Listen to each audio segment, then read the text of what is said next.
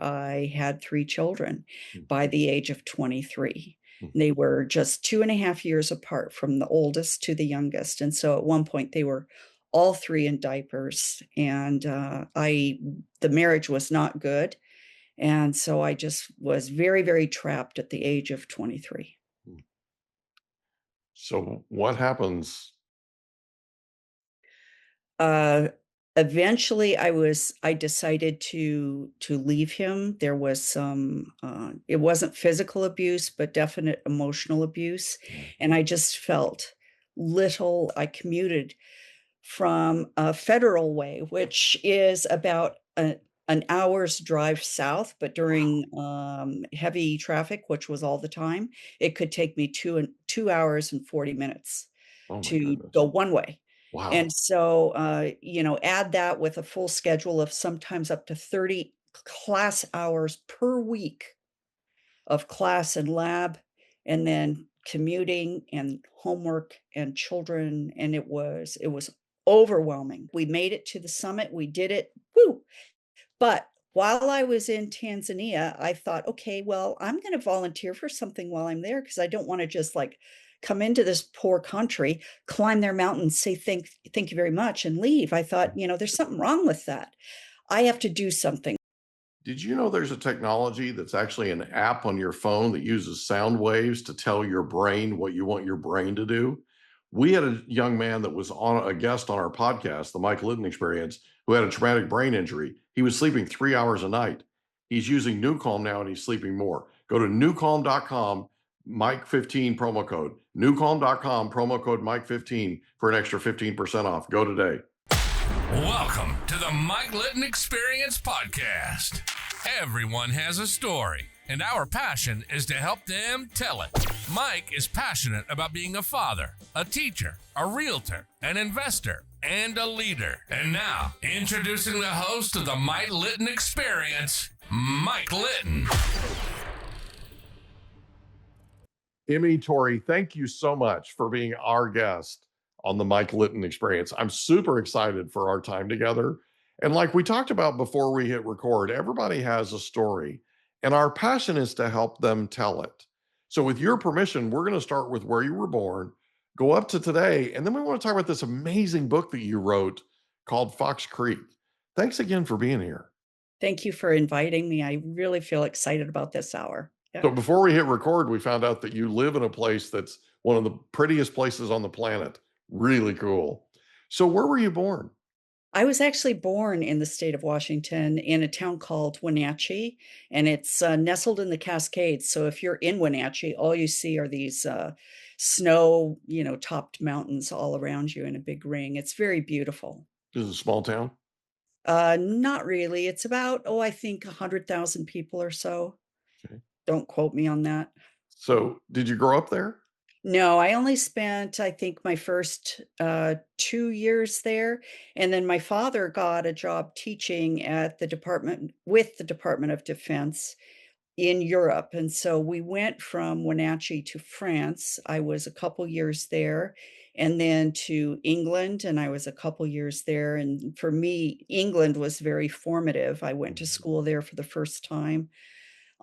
Came back to Edmonds, Washington for some of my elementary school, then it was back to England, and then Germany for my junior high and high school. Wow.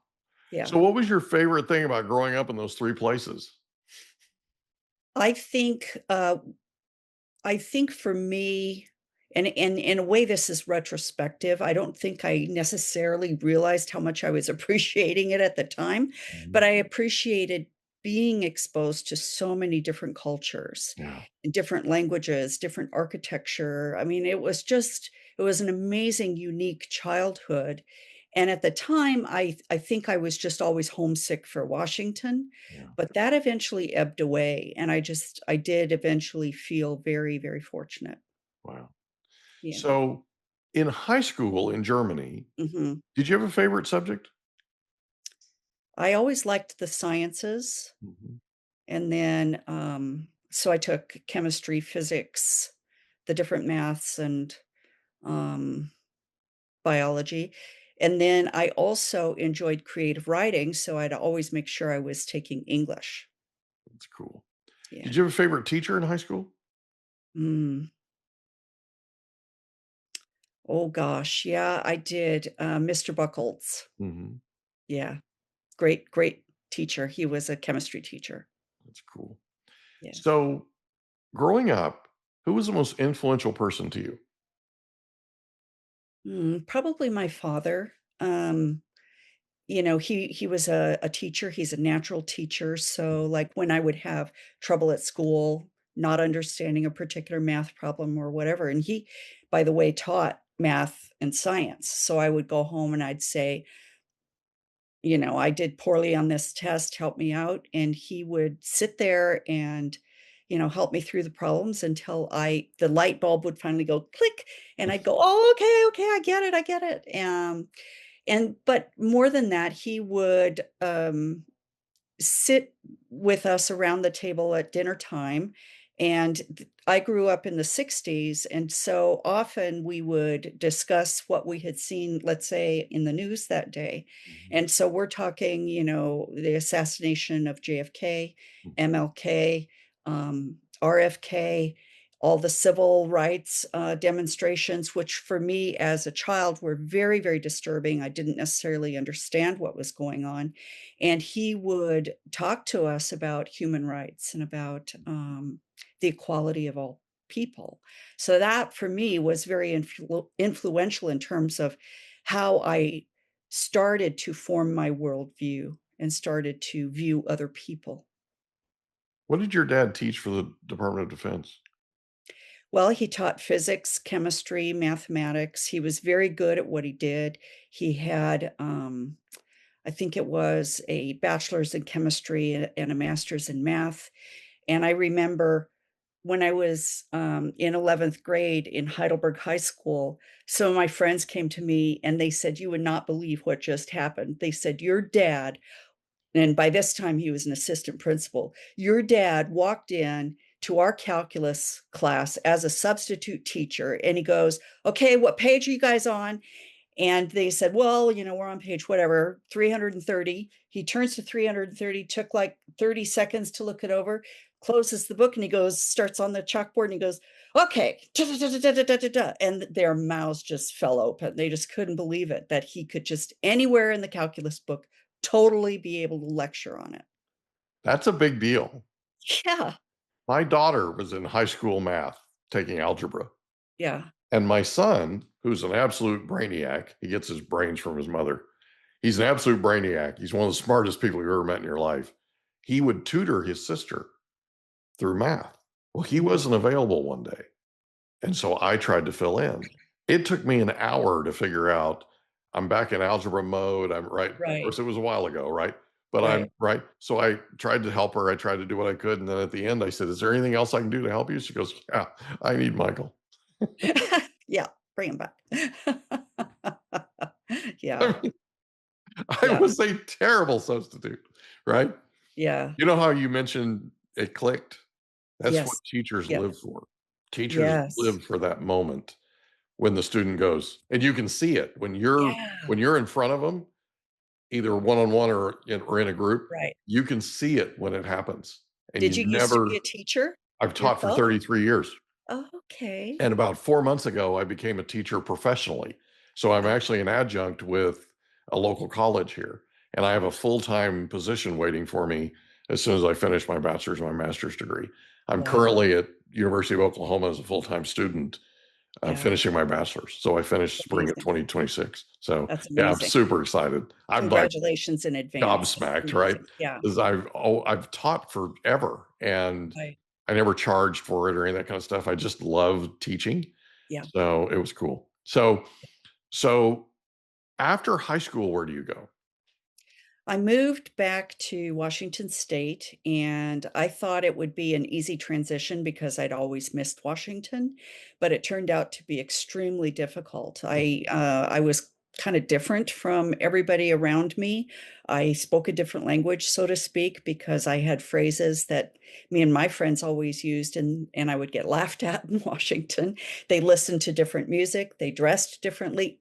they did their hair differently. Everything was different. Mhm. And so I went through like a period of a couple of years where I just felt lost. Mm, Fell into a relationship with a boy and unfortunately got got married at a tender age of 19. mm, Proceeded then to do everything backwards. Instead of going on to college and getting a degree, I had 3 children mm, by the age of 23. mm. They were just 2.5 years apart from the oldest to the youngest, and so at one point, they were all 3 in diapers, and, the marriage was not good, and so I just was very, very trapped at the age of 23. Mm. So what happens?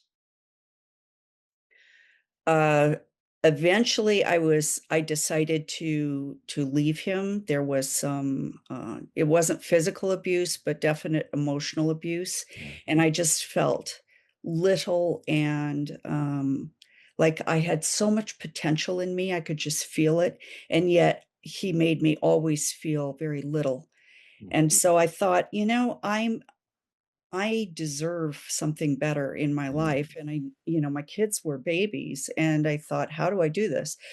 And I won't bore you with all the details, but I did have a friend network that helped me, go through those hurdles, helped support me. So while my kids were little, I think the youngest was a year and a half maybe, I started back to college. mm. And I completed a 4-year degree in microbiology and immunology from the University of Washington and graduated in '88. And my kids were old enough by that time to come to the graduation ceremony and cheer mom on.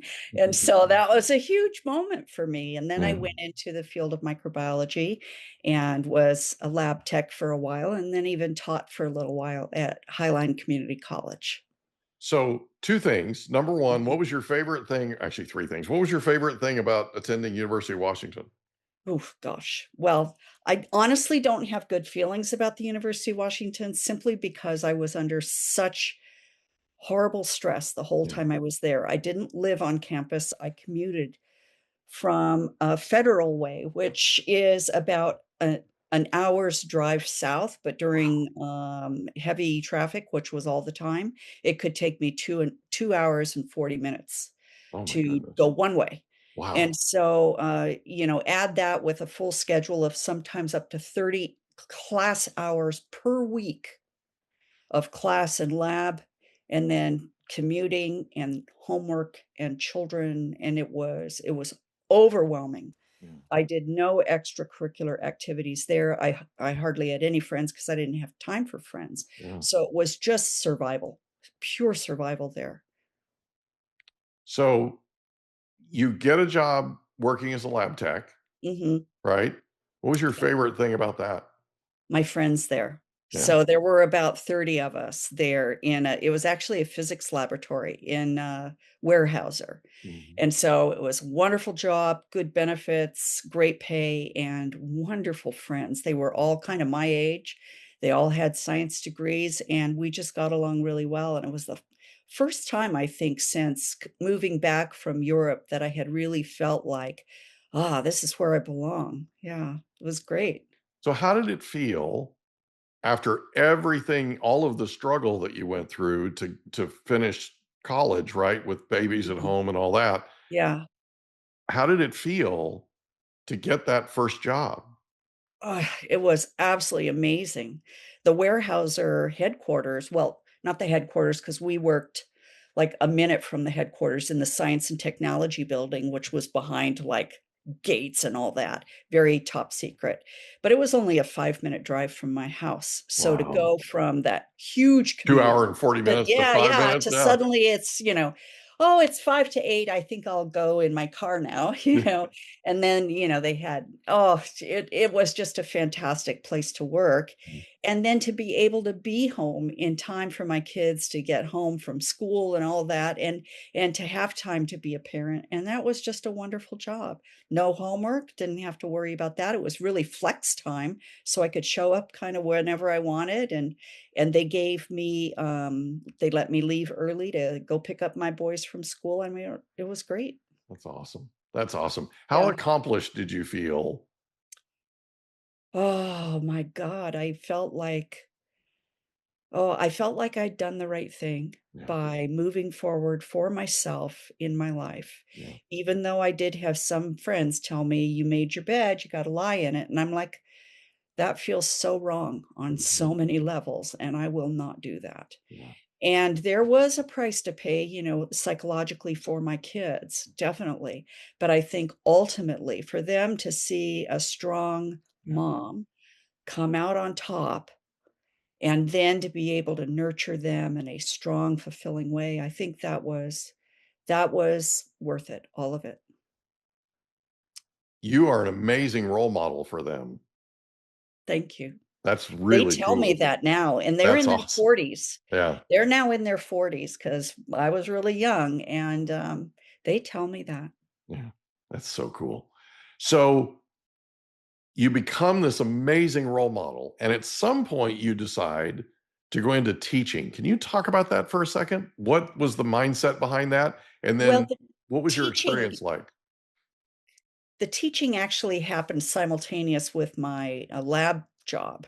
I had gotten a It was just a temporary teaching job with Highline Community College to Mhm, teach microbiology and immunology, mhm, including the lab, just the basic course that they offer.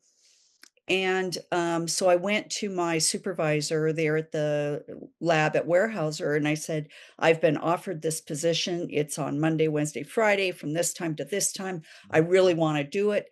Can I have the time off to do that?" And he kinda gave the big sigh, but then he says, "Okay, yeah."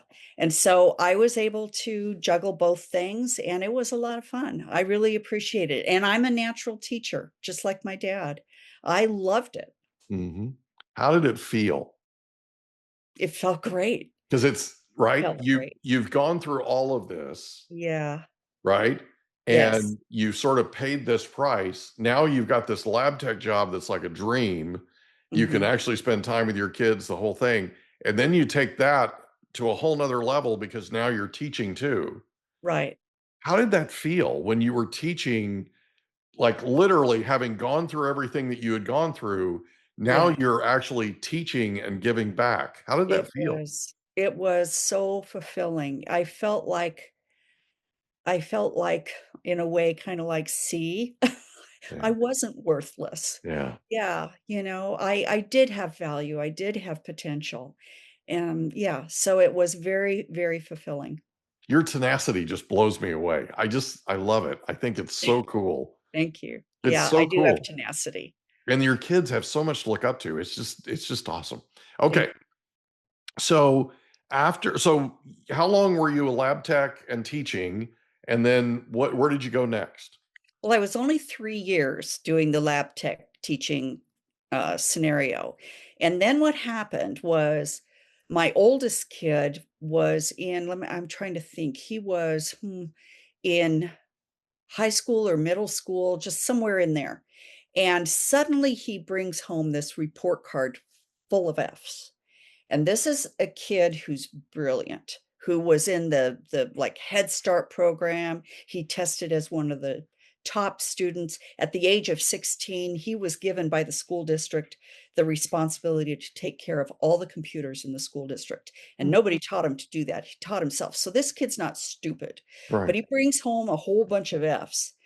And I thought, "Okay, I think I need to stay at home right now and just be a mom."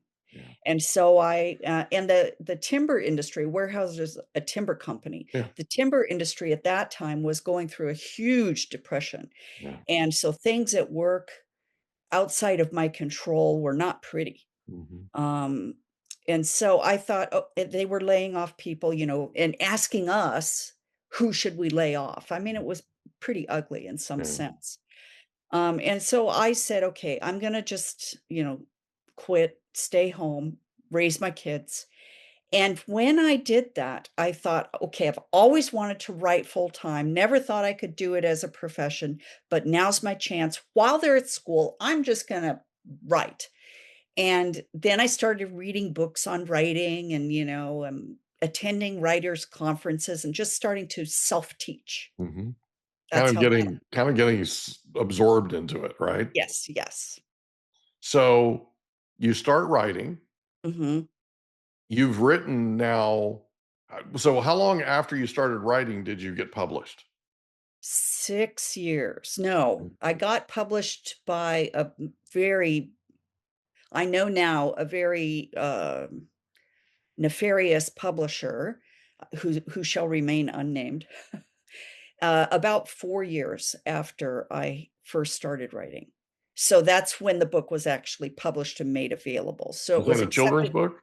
Yeah, children's book, yeah. Okay. So my first 2 children's books were with him, and he had actually accepted my 3rd children's book, and at first I was really excited to try to have this connection with a publisher, Mhm, but then I started realizing, okay, this publisher, I don't think he's very good for mhm, these particular reasons, and I started really researching him, and this is kind of before the internet really was available.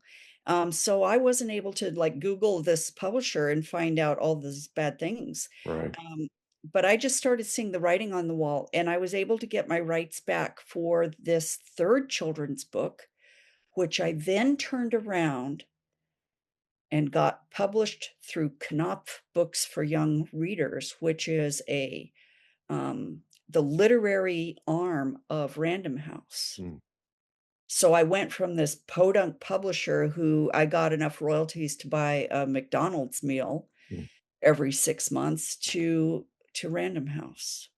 And from then on, I was Random House and Penguin, and then What a eventually difference, right? yeah, then eventually Sterling, right, so now you're talking the world of advances, the world of agents, and also some significant royalties, and then the selling also of subsidiary rights, including foreign rights, audio rights, whatever else rights I'm forgetting, yeah, Mhm. so it was a completely different ballgame.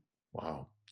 So your first number of books that you wrote and published were children's books. Yes. Why? I'll be completely brutally honest, and it's a very ugly answer, because I thought it would be easier.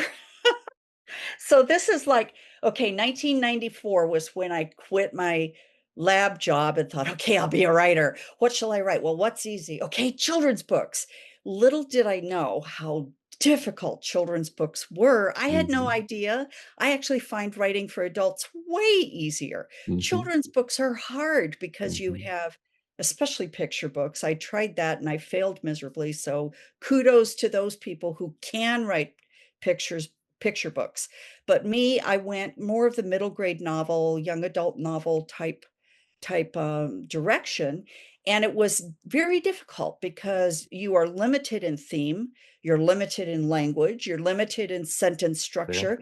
Yeah, and yet you have to make it compelling, and mhm, you have to talk to that age group, and they don't have much patience with you. mhm, If you don't grab them in the first page, forget about it. They're mhm, gonna go, watch TV. They mhm, want instant gratification. That's how we've raised our kids. mhm. And so it is a very difficult thing to do. I didn't know that when I first started, but I was very successful at it. And then when I transitioned to adult writing, it was like a breath of fresh air.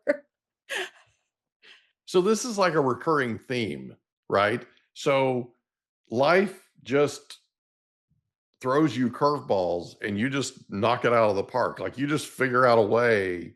Yeah, I do. Really, I mean, you I figure out do. a way to get through the walls, you figure out a way around the walls, over the walls, right? You Yes, it just is a you theme. just figure it out. Like Yeah, it's like your entire life story is all about, okay, okay, let's figure it out, right? Let's yeah. pivot, let's right? Exactly, exactly. I've been that way my whole life. I liken it to, you know that saying, "Fools rush in where angels dare to tread." Mhm, I liken myself to the fools rush in part, not that mhm, I'm a fool, but I often run into something completely without any information, completely naive, and I'm like, "Okay, I'm gonna do this." And I have multiple examples of me doing exactly that. mhm, And, yet I somehow make it work, and I'll give you an example. In in like 2006, I went to lunch with a friend. She says, I've been trying to find someone to climb Mount Kilimanjaro with me, but nobody will. And I went, well, I'll do it. Mount Kilimanjaro is almost 20,000 feet high, and it's in Tanzania. Mhm. And so I trained and trained and trained, and we went to Tanzania, and she and I did climb the mountain. And it was super hard. We made it to the summit. We did it. Woo! But while I was in Tanzania, I thought, okay, well, I'm going to volunteer for something while I'm there because I don't want to just like come into this poor country, climb their mountains, say thank you very much, and leave. I thought, there's something wrong with that. I have to do something. So I volunteered with this. And by this time, I had earned a master's degree in religion, and I earned that simultaneous to writing all these books for Knopf and Penguin. Mhm. And so by this time I had a master's degree in it actually was in eco justice. Mhm. And so I felt like I had the background to approach an NGO or a non-governmental organization there in Tanzania and to be able to at least volunteer for them for 2 weeks. And so I went there with my husband and my friend, and we volunteered in the home of the NGO founder, very poor man. We had to give him money to feed us, basically, and give him money for the charcoal for the fire. I mean, this guy didn't have 2 cents to rub together, but his mission was to educate orphans in Africa, and he was building schools where he could house orphans. So they were boarding schools. And we went to go see one of his schools, and it's just pitiful. I mean, 120 kids there. There's one toilet for all of them. There's one bucket of water for all of them. Um, one set of books for all these kids, and they're dressed in tatters. So we come home from that.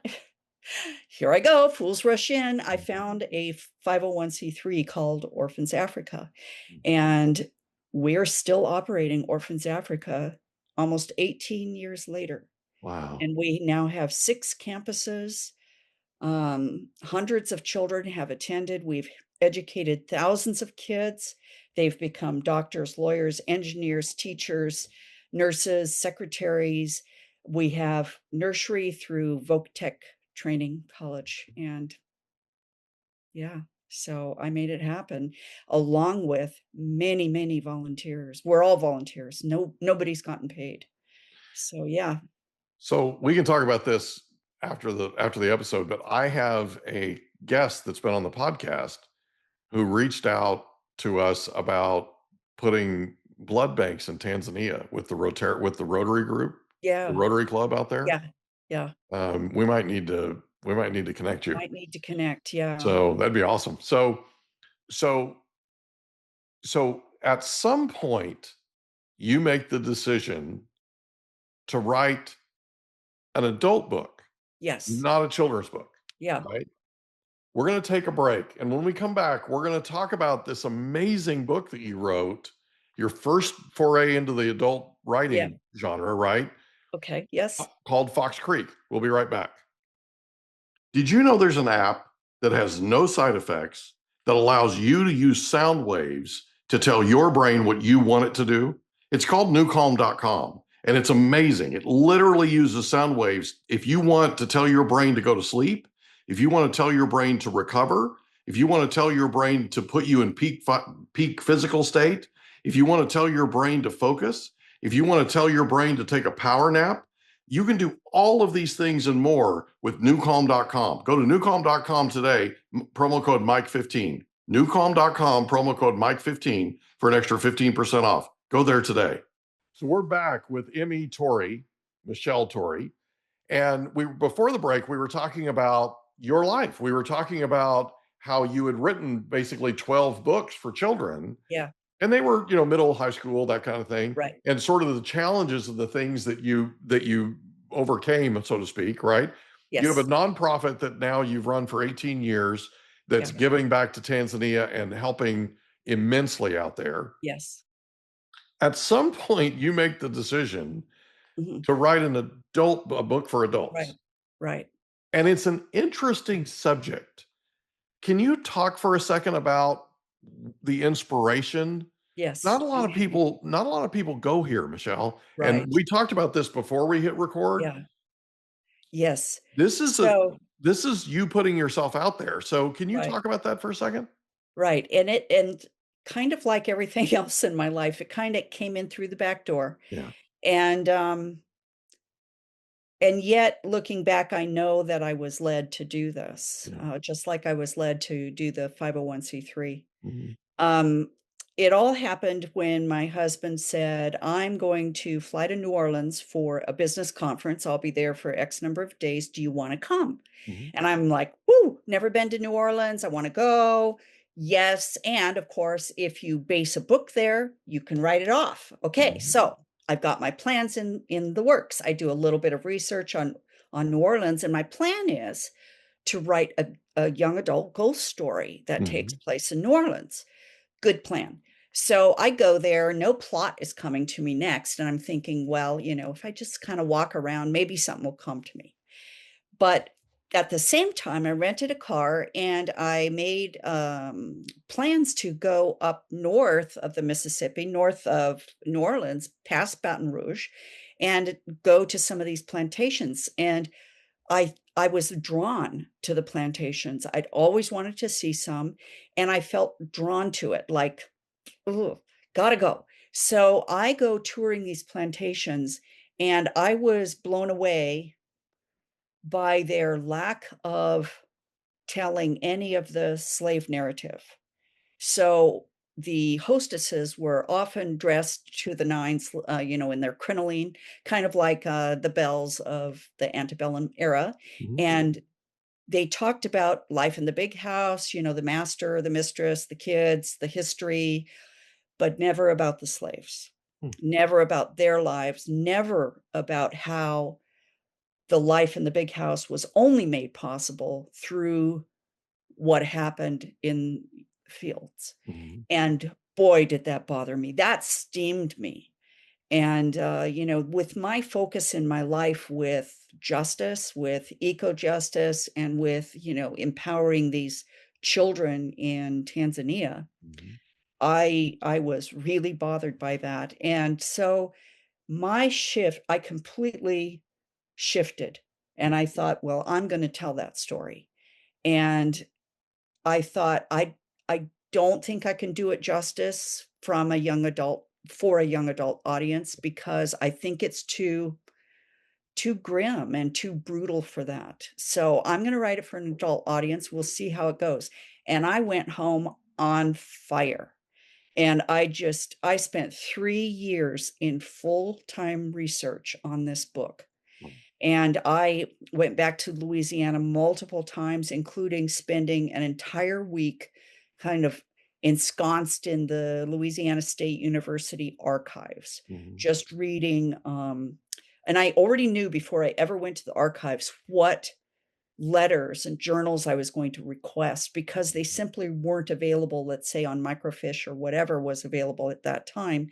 And, so I just would order it with my little white gloves, and I would read these letters of what they might be, former slaves, they might be, former plantation owners, or even, let's say, Confederate soldiers or Confederate, officers. Mhm. And because this is the first book in a trilogy, and my trilogy will end up and through the Civil War. Hmm. So, Wow. Wow. What a story. yeah, So so you decide to write this book. You spend 3 years researching. yes. What'd you find? I think, so I read lots and lots of journals and diaries by plantation owners, lots of letters that had been compiled by editors and published into books and that kind of thing. And, also the same thing by slaves. Mhm. Now, recall that slaves weren't allowed to read and write. Right. So to be able to find, this is my life in the fields, that's Mhm. not really possible from a slave perspective. So you would have instead slaves who had escaped, gone north, and either already knew how to read and write, or once they got north, learned how to read and write, and then they wrote their story. Examples of that would be 12 Years a Slave by, Mhm. Jacob Stroyer, I think. Mhm. Don't quote me on that one, but he wrote about his 12 years as a slave, which was recently made into a movie. And then another one is, I think, the letters by Frederick Douglass and his Mhm. speeches and so on. And of course, he was a very, very intelligent, fiery abolitionist speaker, who had been a slave himself. The where I got the real stories from slaves who, let's say, had not escaped north, which was by far the vast majority of slaves who had lived and died on their plantations or had been emancipated by the Civil War. In the 1920s, there had been something called the Writers' Project, Mhm. which during I think it was the 1920s and 1930s, during the Depression, Mhm.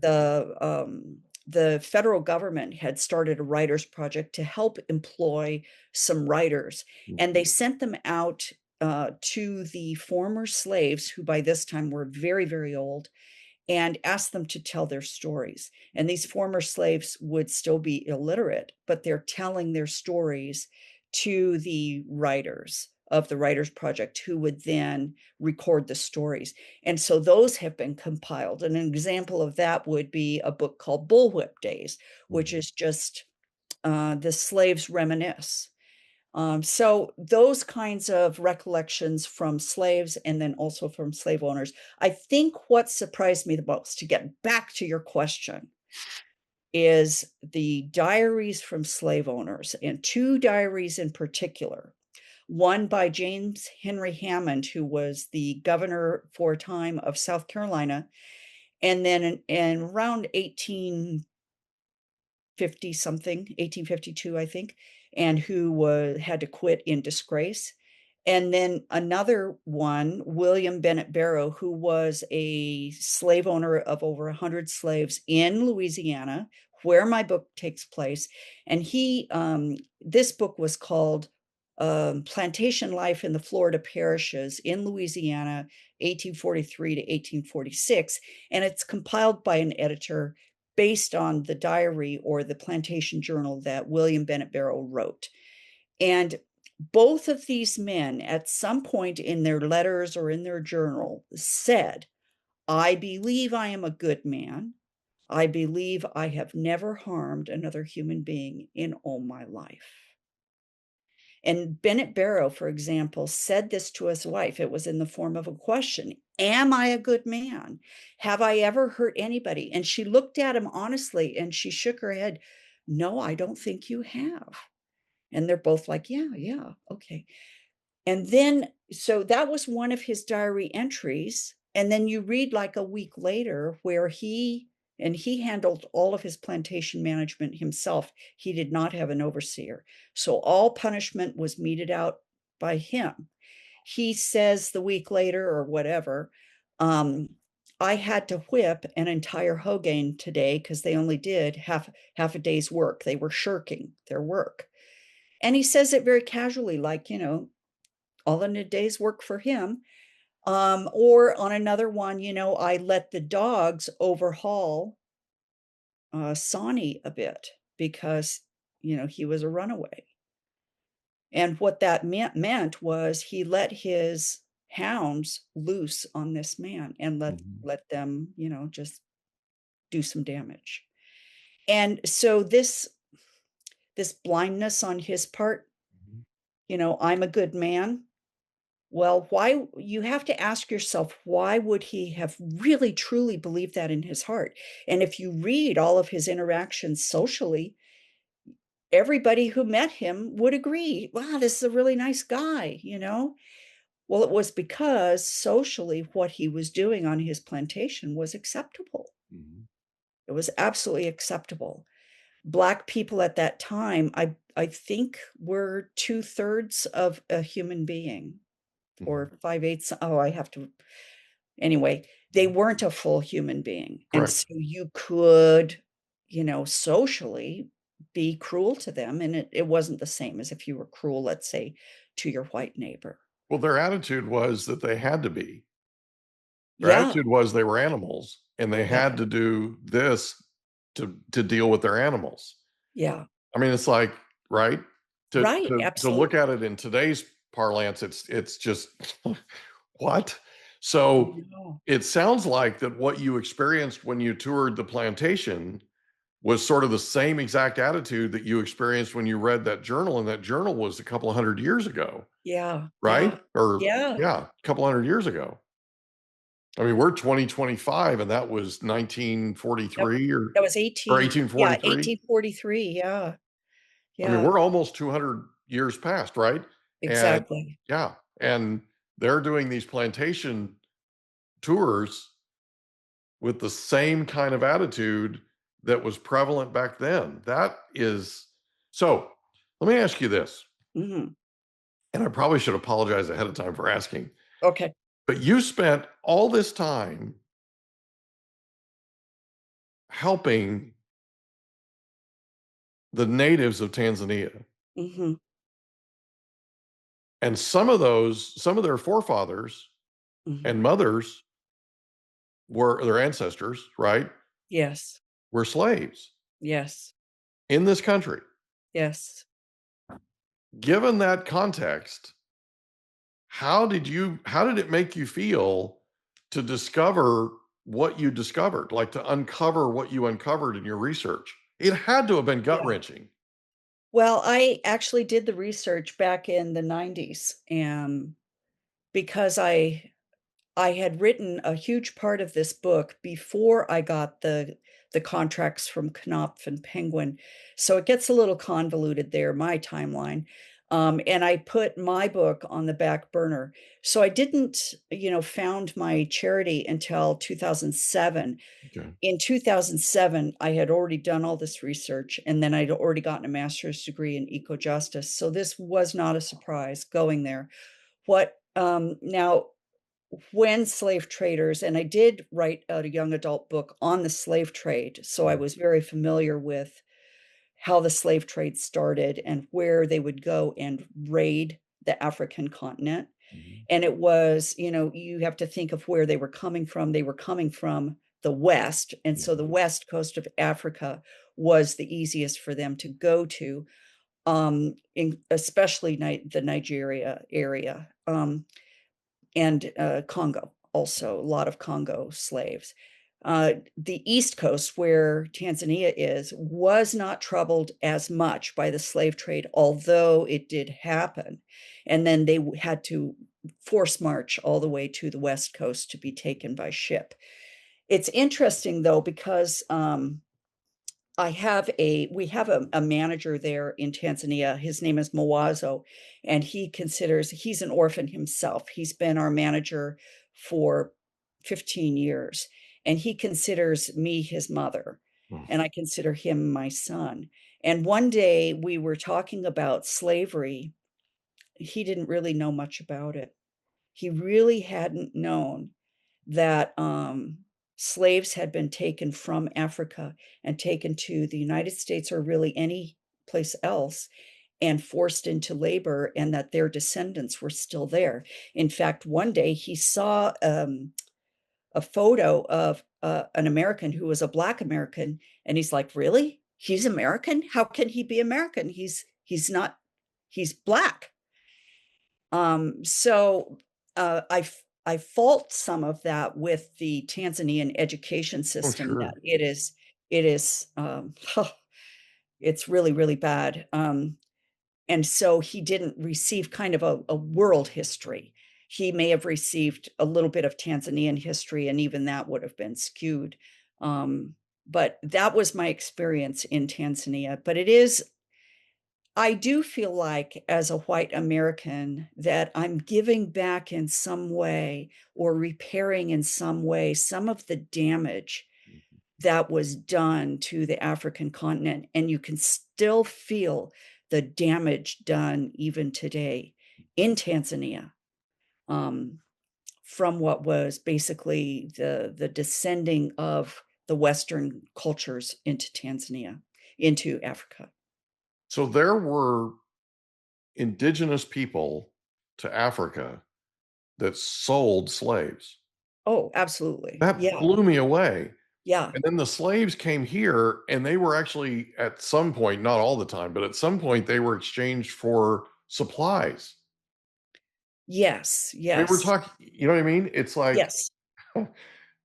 wow. Yeah, the white people going to these countries, these African countries to pick up slaves, they had to develop at some point relationships with the people who had the most to gain Mhm. by selling other people.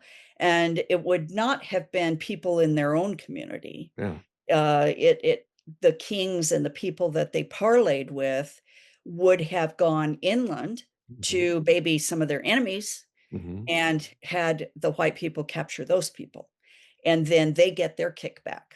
And Mhm. so it took time, and since you've been just, through your own course in, this history, let me know if I'm wrong, but, these people over centuries, they had forts, they had the network of getting the people from inland to the waters and then on the ships. Yeah, it was an infrastructure. I mean, it was Yeah. crazy.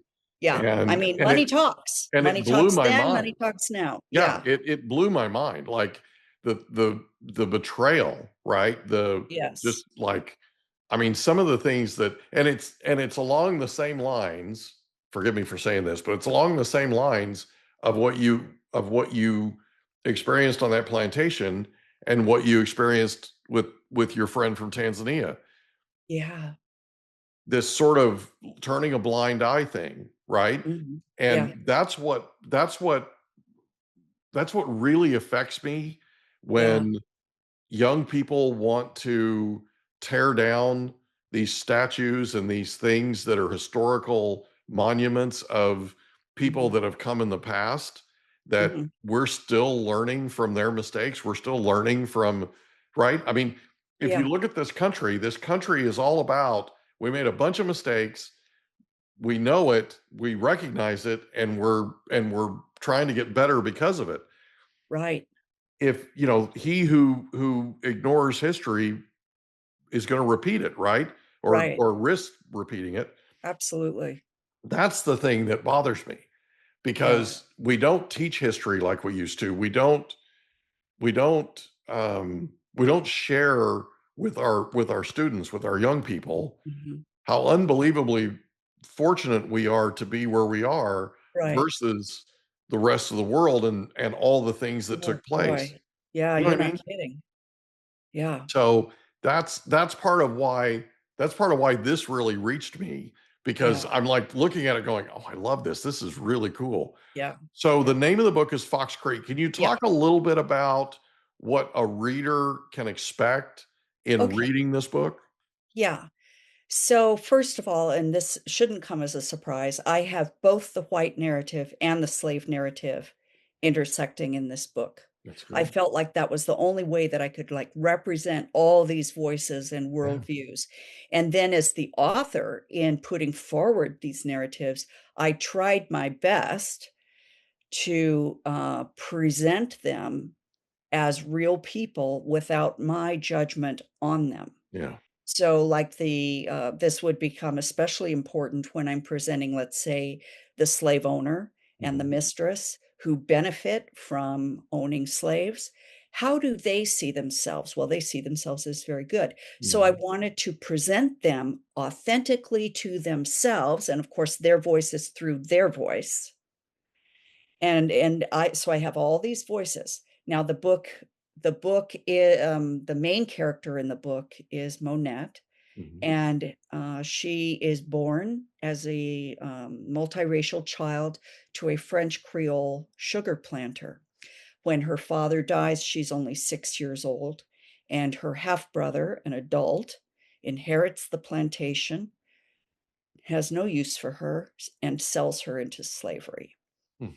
She's our main character that we follow through this book, Mhm. and she, along with, another child, Cyrus, they're purchased by the Gen Z family who live in English, Louisiana. And English, Louisiana is where all those plantations are that I Mhm. went to go visit, Yeah. north of Baton Rouge.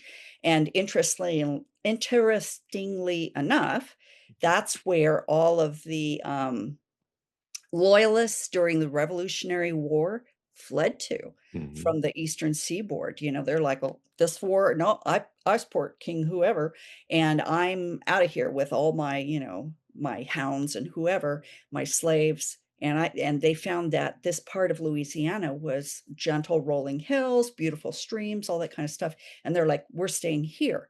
So Mhm. that part of Louisiana called English Louisiana, and that differentiates from down in New Orleans where it's kind of below sea Creole, level French, yeah. and pretty swampy. That's the French Louisiana. Mhm.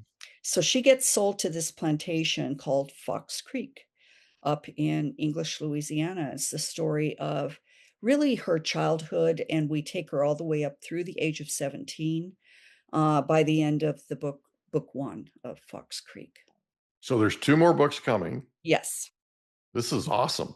So this Mhm. is the beginning of the trilogy. Yes. So now that you've written the book and it's been published, how do you feel about it? I feel okay. Can I back up and say, once all my contracts were done with the children's publishers, Mhm. I sat back, I felt led, just like the spirit moving in me. Mhm. Now is the time to finish this book. Mhm. And I thought, okay. And it was such a strong feeling inside of me that for a year I set my alarm clock for 5 a.m., woke up and spent the whole day writing for a year and finished my book. And then it was finished in the end of 2008. I found an agent who was going to represent it. The market fell out from under the publishing industry because the whole world basically crashed, Mhm. and, I couldn't find a buyer for it. Neither I mean, the agent was trying, and she was a top agent. She was trying everywhere. She couldn't find a buyer for it. And, we put it on the shelf, and then Orphans Africa took over my life, and I didn't get back to it for years and years, and part of me thought, "Okay, I'm a white woman. I've written this story from the viewpoint of Black people. I'm not sure this will be received Mhm. well received." And so I was very frightened, and yet at the same time, I felt like this is my life's masterpiece. Mhm. I really felt that. And so it's been just in the past 2 years that I felt like it was time to bring it forward.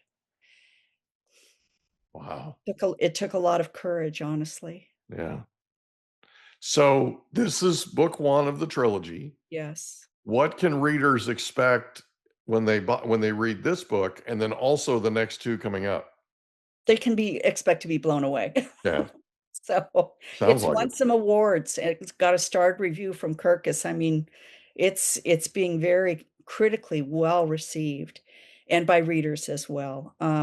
I think what they will find is perhaps a new perception of what it meant to be a slave owner back then. I think too often, especially if we're white, too often we say, "Okay, well, that was them. I would never have owned slaves." Mhm. And that's pretty easy thing to say, but really? I mean, come on. That was what was acceptable back then, and how often do we truly speak out against the atrocities that are mainstreamed, Mhm. that are accepted by everybody around us? Do you really speak out? And so I hope it helps people reflect on the fact that everyday people can do extraordinary bad, evil things. Mhm. Um, and I hope it helps them reflect on what's happening today that shouldn't be happening. What's happening today that we're accepting, whether it's what's happening with immigration and families being separated, and. So, I hope it gets people thinking. I hope it gets people thinking of how horrible it was to live the life of a slave, and that everything was not rosy, everything was not good. Awesome. Absolutely awesome. I'm so glad that we had the opportunity to meet, and I'm so glad you wrote this book. Thank you. Thank you so much for Thank you, spending Mike. the time that you did with us, and thank you for being a guest on the Mike Litton Experience. This has been amazing. Thank you so much, Mike. Can I ask you a question? Did you know that there's a technology that uses sound waves that'll tell your brain what to do? There literally is. It's called newcalm.com. It can tell your brain to heal, tell your brain to sleep, tell your brain to do all kinds of things. It can get you fired up. It can be a pre-workout. Newcalm.com. And the promo code is Mike15. Newcalm.com, promo code Mike15 for an extra 15% off. Go today. And that's a wrap. Another episode of the Mike Litton Experience in the books. Reach out to Mike on Instagram at the Mike Litton Experience.